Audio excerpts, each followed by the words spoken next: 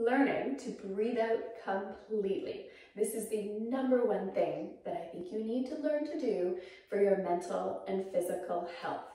We take on average 20,000 breaths a day, and most of those are short, shallow chest breaths.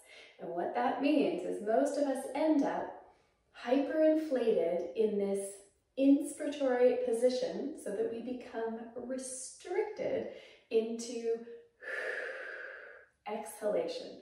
And there are huge repercussions for this. The reason for this is largely because of our diaphragm, that beautiful domed muscle. There's actually two hemidiaphragms. If you don't breathe out all of the way, it doesn't actually go into that domed shape, and then it can't do its job. First job is breathing. So when you breathe in, diaphragm is your primary muscle of respiration. It's supposed to come into that flat position from the domed position to expand your rib cage. If your diaphragm is not in that position, you then have to use your accessory muscles of breathing, shoulder and neck, to pull air into your lungs. That's that short, shallow chest breathing, and that brings you into the state of chronically being tight up here.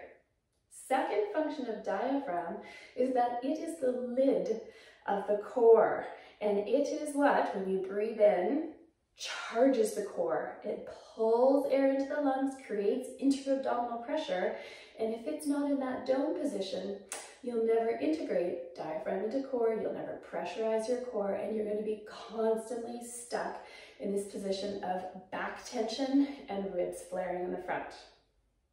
The third repercussion is that we have this nervous system called our autonomic nervous system.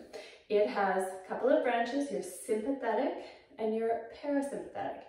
Parasympathetic is our rest and digest.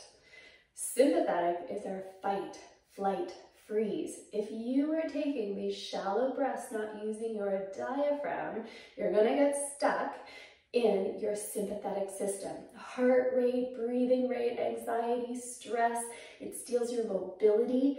You need to use your diaphragm, breathe properly, to pull yourself out of the sympathetic and get into the parasympathetic. So, big reasons why you should learn to breathe out completely.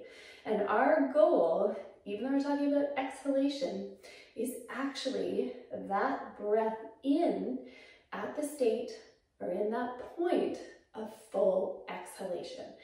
And at that point, then you can actually breathe in using your diaphragm. You can actually charge your core using your diaphragm, and you can balance your nervous system.